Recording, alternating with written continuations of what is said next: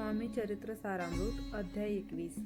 स्वामी समर्थ महाराजांच्या दिव्य जीवन कथेत हा शेवटचा अध्याय आहे. या अध्यायात त्यांचा महासमाधी प्रसंग वर्णन केलेला आहे.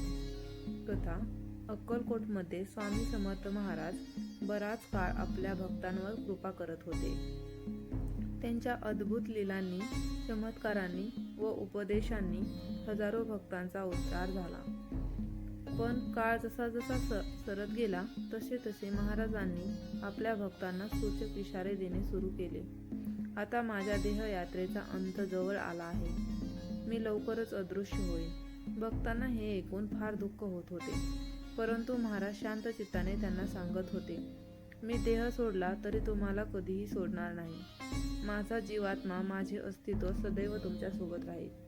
अंतिम दिवस. एके दिवशी महाराजांनी सांगितले, माझा अंत आता समीप आहे.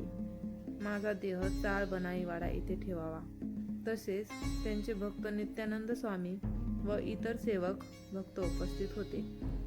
महाराज शेवटच्या क्षणी शांतपणे आसनावर बसले. त्यांच्या मुखावरती दिव्य तेज होते. त्यांनी थोडे ध्यान केले आणि हळूहळू त्यांनी महासमाधी घेतली. तेव्हा संपूर्ण अक्कलकोटमध्ये दुःखाचे वातावरण पसरले. सर्व भक्त रडू लागले. पण त्याच वेळी वातावरणात एक दिव्य आनंद, एक पवित्र शांतता पसरली होती. कारण सर्वांना जाणवले की स्वामी समर्थांचे स्वरूप कधीच नाहीसे होणार नाही. भक्तांचा अनुभव. महाराजांनी देह सोडल्यावरही अनेक भक्तांना त्यांचे दर्शन घडू लागले. कुणाला स्वप्नात, कुणाला जागेपणी, कुणाला संकटकाळी मदतीला ते प्रकट झाले. त्यामुळे भक्तांचा विश्वास अधिक दृढ झाला. अक्कलकोट स्वामी समर्थ सदैव जिवंत आहेत. ते भक्तांच्या रक्षणासाठी कायम आहेत. अध्यायाचा सार असा आहे की स्वामी समर्थांनी देह संपर्कातून निवृत्ती घेतली. त्यांनी भक्तांना सांगितले की देह नाहीसा झाला तरी मी सदैव तुमच्यासोबत आहे.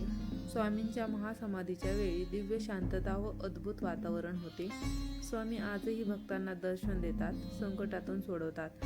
हा अध्याय स्वामी समर्थांच्या महासमाधीचा दिव्य प्रसंग सांगतो आणि भक्तांना निश्चय देतो की स्वामी समर्थ हे केवळ एका काळापुरते नव्हे तर अनंत काळासाठी भक्तांच्या सोबत आहेत.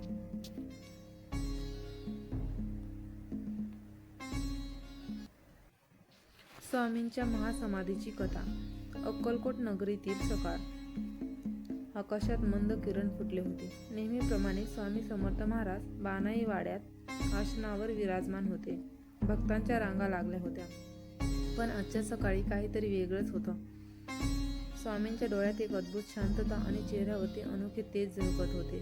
भक्तांची भीती. भक्तांपैकी एका वृद्ध भक्त डोळ्यात पाणी आणून म्हणाला, महाराज, काही दिवसांपासून तुम्ही वारंवार म्हणताय की देह सोडणार. आम्हाला सोडून कुठे जाणार तुम्ही? आमचं काय होईल? महाराज मंद स्मित हास्य करत म्हणाले, अरे बालका, तुम्ही एवढी काळजी का करता? मी तुम्हाला कधीच सोडणार नाही. देह हा क्षणभंगूर आहे, पण मी देहापुरता नाही. माझं स्वरूप अमर आहे. माझं नाव घ्या, माझं स्मरण करा. मी क्षणात तुमच्यासमोर प्रकट होईल. ही वचने ऐकून भक्तांच्या हृदयाला थोडा आधार मिळाला. पण डोळ्यातून आसवे थांबेनाशी झाले. शेवटचा दिवस. त्या दिवशी महाराजांनी आपल्या सेवकांना सांगितले, आज माझा देह चाळीत बानाईवाडीत ठेवा. इथून मी प्रस्थान करेल. सर्वजण स्तब्ध झाले. भक्तांची गर्दी वाढतच गेली. नित्यानंद स्वामी, बालाजी पटवर्धन, इतर सेवक महाराजांच्या पायाशी बसले. महाराज आसनावरती पद्मासन बसले होते. डोळे मिटले. मंद स्वरात त्यांनी शेवटचे स्वर उच्चारले, भक्तांनो, न घाबरता माझं नाव घ्या. मी अदृश्य झालो तरी तुमच्या हाकेला धावून येईल. समर्थ समर्थ. हळूहळू त्यांचा श्वास मंदावला. चेहऱ्यावरती तेज आणखी उजळले आणि एका क्षणी त्यांनी महासमाधी घेतली. दिव्य प्रसंग. त्या क्षणी मंदिराच्या अंगणात अनोखी सुगंध वाहू लागला. पक्ष्यांनी किलबिल थांबवून जणू शांततेत प्रणाम केला. काही भक्तांना आकाशातून घंटानाद ऐकू आला. संपूर्ण अक्कलकोटवर एकाच वेळी दुःखाचा आणि दिव्याचा आनंद वर्षाव झाला. भक्तांचे अर्थहाक. भक्त रडत होते, महाराज, आम्हाला सोडून का गेलात? आमचा आता कोण आहे? तेव्हाच एका भक्ताला स्वप्नात दर्शन झाले. स्वामी समर्थ तेजोमय रूपात प्रकट होऊन म्हणाले, बालका, मी कुठे गेलोय? मी तर अजूनही तुझ्या श्वासात आहे. माझ्या नावाचा जप कर. संकटात मीच तुझा आधार आहे. स्वामी समर्थांनी देह सोडला, पण त्यांचा जिवंत अनुभव भक्तांना आजही मिळतो. भक्तांसाठी ते काळाच्या पलीकडे गेले. अक्कलकोट स्वामी समर्थ हे नाव घेणाऱ्याला ते आजही धावून मदत करतात. ही कथा केवळ महाराजांच्या महासमाधीची नाही, तर भक्तांना दिलेल्या अनंत उपस्थितीच्या वचनाची आहे.